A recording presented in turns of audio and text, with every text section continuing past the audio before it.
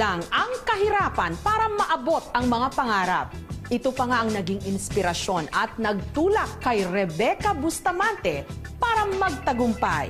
DH o Domestic Helper sa Singapore na ngayon Bossing, CEO o Chief Executive Officer ng sarili niyang kumpanya. Ang nagmamay-ari ng bahay na ito sa isang exclusive subdivision sa Parañaque na may 7 kwarto, sariling swimming pool, at mga dekalidad na muebles at gamit.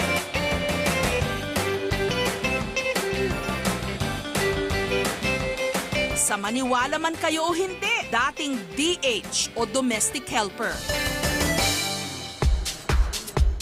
Pero ang DH noon, milyonarya at CEO o Chief Executive Officer ng sarili niyang multinational company ngayon. Si Rebecca Bustamante. Hindi ikaw yung usual na kwento ng mga nag-OOFW o nagdi-DH na parang hindi na nakaalis dun sa ganung estado sa buhay. In your case, hindi ka lang nakaalis, talagang umangat pa ng husto. Paano mo ba ginawa? Siguro dahil sa ambisyon ko since bata ako, dahil sa hirap ng buhay, na gusto kong mabago ang aming pamilya at gusto kong baguhin at bigyan naman ng magandang kinabukasan ng mga kapatid ko na hindi na ibibigay ng mga magulang namin. Kaya talagang nagsumikap ako ng husto. We don't have nothing except ang pagmamahalan ng aming magkakapatid. Pang-7 sa 11 magkakapatid at tubong Dasol, Pangasinan si Rebecca. Tilapia po, bangos, galunggong, dili ko kayo dito, mura-mura lang. Tindera ng isda sa palengke noon ang kanyang ina. Habang matador naman ng baboy ang kanyang ama. Bili po kayo patatas, gulay. Dahil sa hirap ng buhay, maagang nagbanat ng buto si Rebecca. Ang trato sa amin talaga parang pulubi. May TV sila, hindi kami, kasi nanonood kami sa bintana, sinasarado. So parang napakasakit birang isang anak na makita na walang makain ang mga kapatid at the same time, naghihirap yung magulang. Una kong ginawa, nagtinda ng pandesal sa madaling araw. Kukuha ko ng 100 pieces, may benta ko ng 10 peso. Makakabila na, may commission na ako doon na 2 peso, makakabila na noon ng 1 kilong bigas. So pag uwi ko, meron na kaming pagkain. Para makabawas sa pasanin ng kanyang mga magulang sa edad na 10 na masuka na si Rebecca bilang kasambahay. Sinabi ng nanay ko, gusto mamasukan ng anak ko. Gusto nyo ba? May sure. Kahit walang sahod, basta pakainin nyo lang at talagang pag-aralin. 19 anyos lang nung nagpa siyang maging DH o Domestic Helper sa Singapore. Habang nagtatrabaho, imbes na mag-day off, naisingit ni Rebecca ang kanyang pag-aaral ng kursong accountancy sa Open University ng Singapore Institute of Management nang lingid sa kaalaman ng kanyang amo. Ang naipon niyang pera noon bilang DH, ipinamasahin niya papuntang Canada kung saan naman siya nagtrabaho bilang nanny o yaya. Doon, tinapos niya ang kanyang graduate studies in accounting sa Ryerson University. So ang usapan namin, bibigyan niya ako ng homework for a month. Tapos, pag day off ko, pupunta ako doon, i-check niya at bibigyan niya ulit ako ng another one month's work. So hindi ka nag-day off? Kasi yung isang araw na day off mo kada buwan, imbes na mag-relax-relax ka, nag-aral ka. Ginamit ko yung day off na yun para may yung pagbabago nga ng aking pamilya. Hindi ako sumunod sa aking mga kaibigan na nagdi-day off, pumupunta sa mga bar, sa mga kaibigan. Kasi nga talagang yung time ko is very valuable. Kasi kung hindi ko gagawin yun, sinong gagawa? Talagang I was so determined to do it. Pero hindi simpleng bagay yun, ha? Kasi sa Singapore, mahirap mag-aral. Iba yung educational standard nila. Ganon din sa Canada, ibang level din yung kanilang educational standard doon.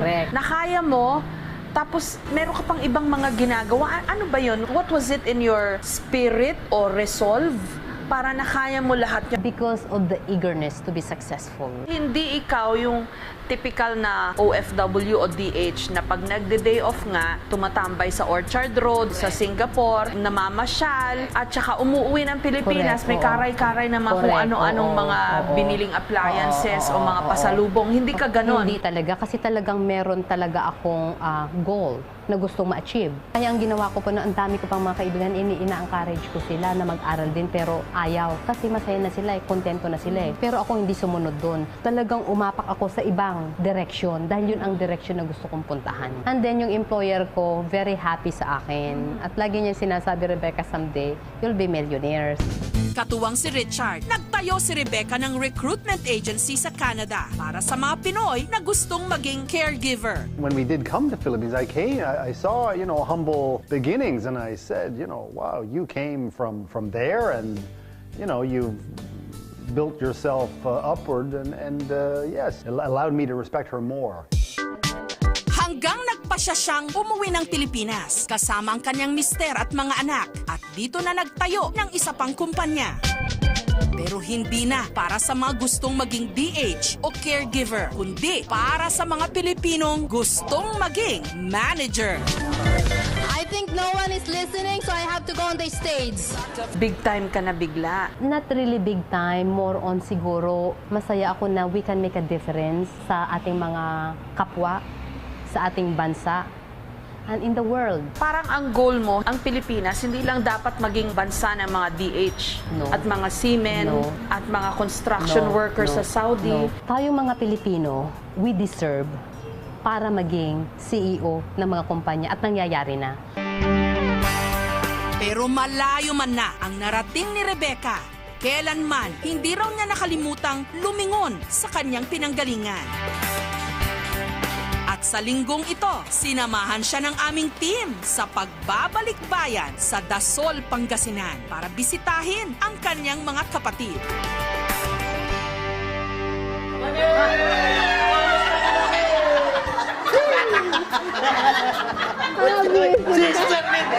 Paborito mo yan. Animal. Parang nagpaganda kayo lahat Ay, sige. Ba't kayo nandito na parang nakabihis kayo Parang may hinintay kayo. Sabihin nyo nga sa akin. Pag dumarating siya rito, siya ang Santa Claus namin. Pag dumarating siya dito, naghahanda na kami, pinaghahandaan namin siya dahil siya talagang inaasahan namin sa lahat. Parang fiesta kapag dumarating siya. Saya po kayo? Ay, siyempre, sobrang saya. Nandun pa rin ang ilan sa mga dati niyang kaklase nung high school na proud sa kanya. Andito kami, nasa baba pa rin kami. Siya nandoon na. Bumababa pa rin siya para makisama sa amin. In your case, ang layo ng nalakbay mo from DH to CEO. Kung gusto, pwede. It really depends on this heart and this. Pag pinagsama yung dalawang yun, So Rebecca, pag may encounter ka na katulad ko na talaga DH ka dati tapos ngayon CEO ka na, anong sinasabi mo? I'm happy to say yes. Yeah, I'm very proud kasi gusto kong sabihin na DH ako pero nakayanan ko.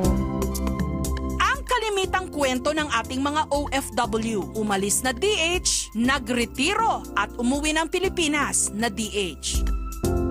Pero pinatunayan ni Rebecca, kung gusto mong umangat, kailangan mo ring mangarap ng mataas at pagsumikapan na ito'y marating.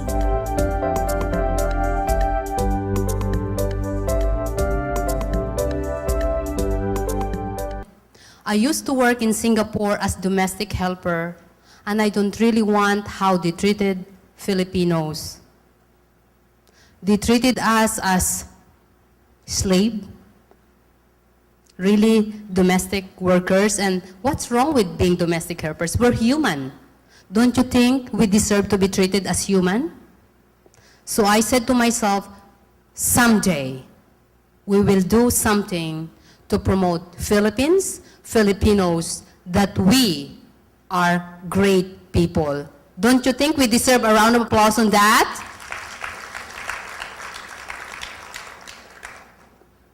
So it doesn't matter where we are.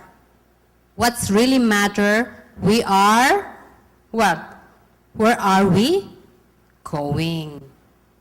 So did you ever ask yourself, where do you want to go? Because since I was a kid, I already know where I want to go. So I will share 4 things for you today. Number 1, my life story, which you already understand. Second, how I wrote down my goals, how I achieve it, what make it happen. Number 3, time management. Because we all have 24 hours a day, correct? Or only me? Do we? Then what make difference? If I look back with all my friends back in Singapore, in Canada, why they're still working as a nanny compared to me? I'm not smarter than them. I don't have education. But what made me? Because of the time. I'm so committed. See, I don't use excuses. So I will share that to you.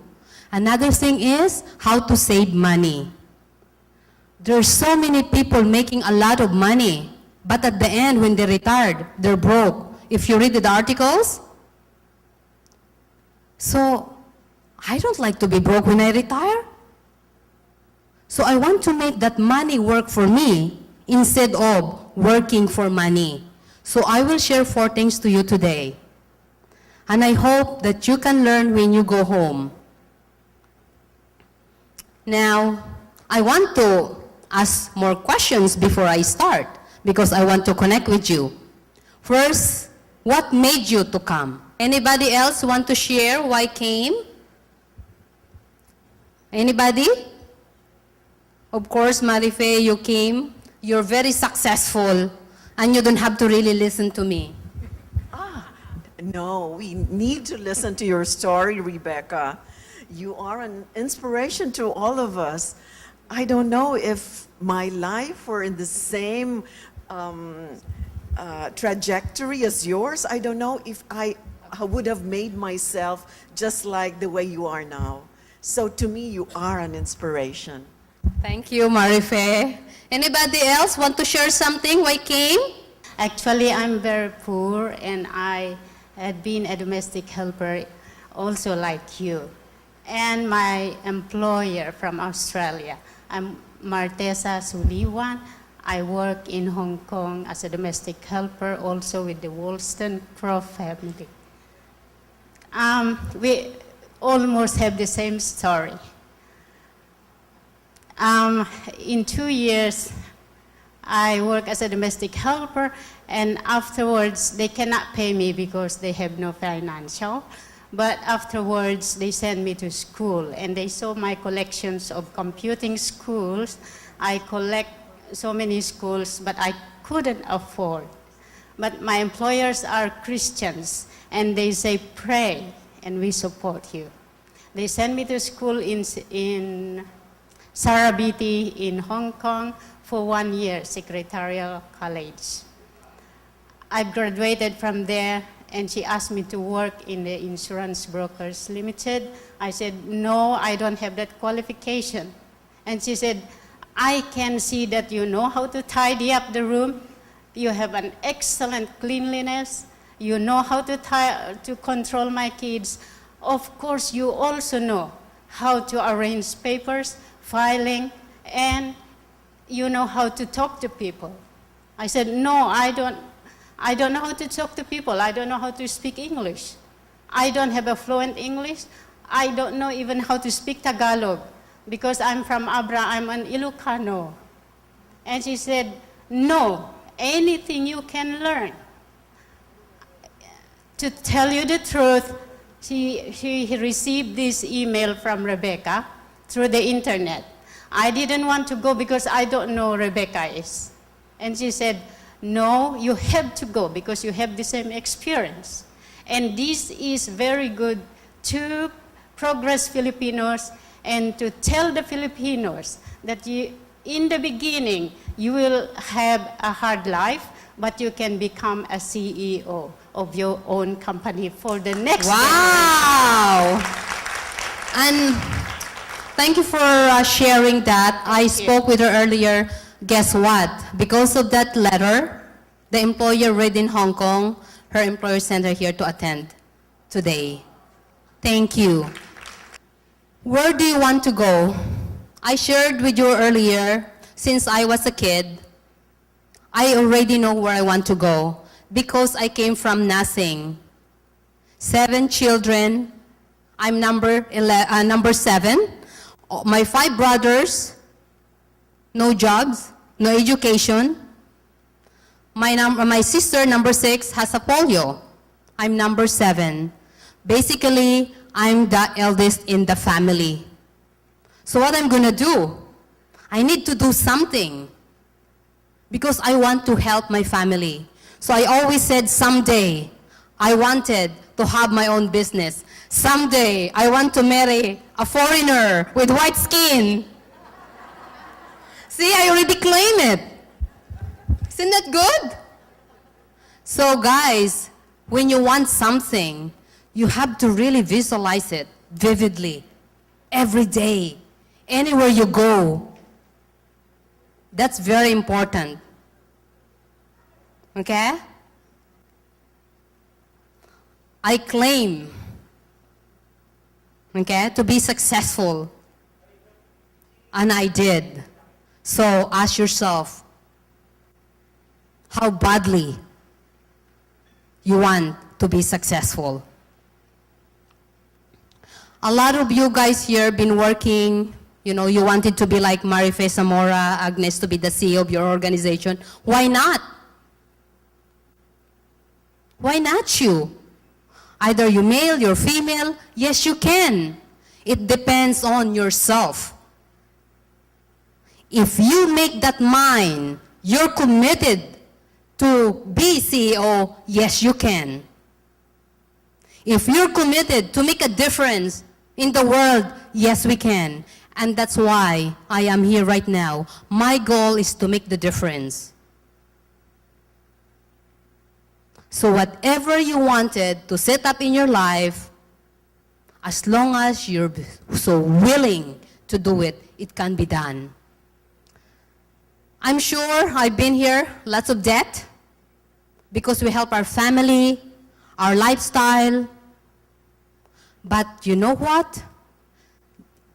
You need to stop. I did stop because when my mother died, our house was almost foreclosed. Now, who will pay? So I don't have a choice but to go to Singapore that time. And imagine my younger sisters and brothers, they're 4, 6 years old, grade 3, second year high school, third year high school. How can I get out debt if I won't get out Philippines during my time, during 80s? See, don't check how old I am, okay? I'm still young. Okay? Buy a home.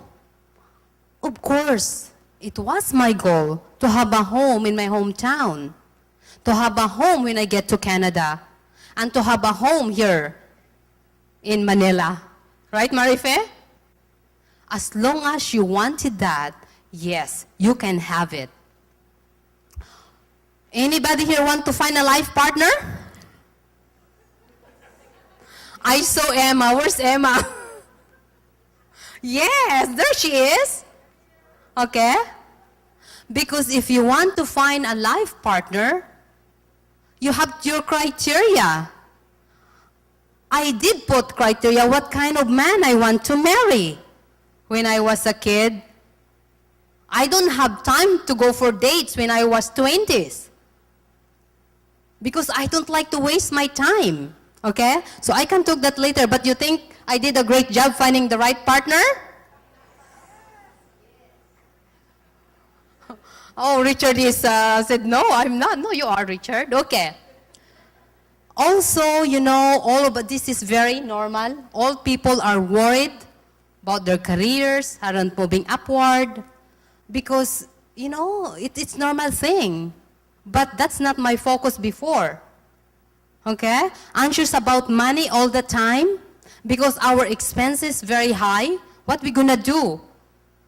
So that time, I made that mind to go to Singapore because I was so anxious to make lots of money.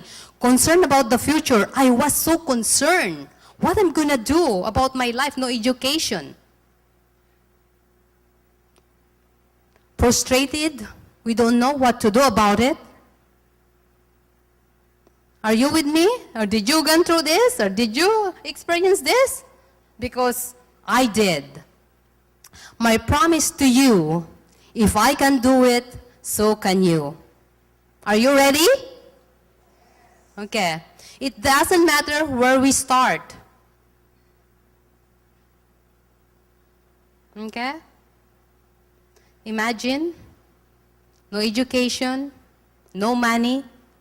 When I was a kid, I used to clean houses as what you watch, okay, selling things. Then when I finished high school, I really want to be successful. So I went to Bataan, Mariveles, Bataan, there's a lot of factory there. So I worked there as a sewer.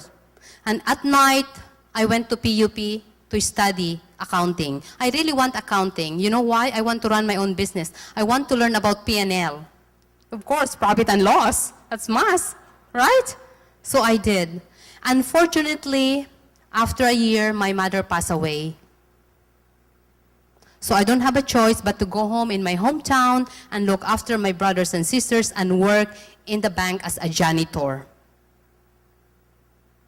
While working as a janitor, how I be able to pay our house? That's almost mortgage. I am in foreclosed. So I asked the bank manager, I said, can you lend me money? I want to go abroad. And she said, yes. That's how I went to Singapore. It doesn't matter if your rice tub is empty. What's matter again? Where are we going? Remember when I was a kid? The only thing I want is to sell and make commission to buy rice. I am happy. I don't complain. The most important thing I can make to put money in I put rice in that tub. So wherever you are right now, if you're not happy, it doesn't matter. As long as you know what's the next step, where to go. There's no shame in work. Sometimes you're not happy in what you're doing and you're ashamed about it. Why? As long as you're doing the right thing. Because when I was a kid, even they laugh at me, I don't care. I'm happy. So you ask yourself, are you happy in what you're doing? But if not, think about it. Why? You are the one who can answer that, nobody else. There's no shame in helping. When I was in Singapore, my goal to be the best domestic helper. I don't care. Even they put down me, they put you're a domestic helper. Sure, why not? But my goal was to be the best domestic helper when I was there. Because Singaporean and Filipinos got totally different cultures. So when I get there, it was so hard to connect with them. But my goal was, I want to be the best, to help my employer, to help their children, to make their life easy. And guess what? When they found me that I'm a good person, that's when they changed. So whatever you're doing that you're not happy, you have to answer yourself again. Why my employer not happy? Why my company not happy? Why my school not happy? Why my husband not happy? Why my children are not happy? You are the one who can make that difference or who can answer that, because that's what I did. And I'm still doing that until now. Okay? From Singapore, I decided to go to Canada for a better opportunity to help my brothers and sisters, and of course, to be a permanent resident or citizen in Canada because of a greener pasture. So I asked my employer, is it okay if I can move on to Canada? And my employer said yes. Then I asked for reference check, and she gave me. And guess what the reference she gave me? Rebecca is absent-minded. Rebecca need guidance in her work. Then I said, who will hire me? So I said to her, if you don't like me to go to Canada, it's okay. I'd rather go home. And you know what she said? Because I don't like someone will hire you. You're like my sister. I want you to stay with us. Because, as I told you, being a domestic helper, I want to be the best. Okay? All right? So she apologized and she replaced the reference letter after.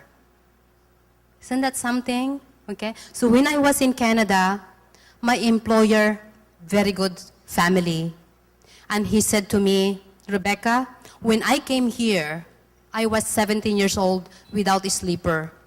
But look at me right now. Look at this house. I used to rent here. This is my apartment. This is the most expensive subdivision like the Sparenias in Toronto. And she said to me, if I did it, you can do it too. So he inspired me. Okay? So what I did, I studied a lot. I continued my degree. So in Canada, you only work 5 days a week as a nanny and also 12 hours a day maximum. So in short, I can go to school. I can have part-time jobs. So Monday to Friday, work with them. Monday and Wednesday, I go to school at night. And then Tuesday, Thursday, weekends, part-time jobs. So that's what I did. So, you know what? I start selling cookwares, stainless steel. The most expensive cookwares, and I think salad master or something. And my goal was to sell $5,000 a week. My commission, 35%. Can you calculate that? How much? Come on, a lot of accountants here. Come on, you calculate. And you multiply that in a month. How much commission? So through that, I'm able to help my brothers in schools go to school. I put myself to school. My full-time salary, savings. Now you're thinking big now, huh? Okay? And that's what I did. Then after 2 years, when I received my permanent residence or open permit, it means I'm allowed to start my own business or have any job that I like in Canada. Of course, why should I work with somebody else? I want to work by myself because I want to make my own money unlimited. You know, I don't like to make this, but I want to make this. So I decided to start my own business. It's a recruiting firm. I brought a lot of Filipino in Canada that time. Okay?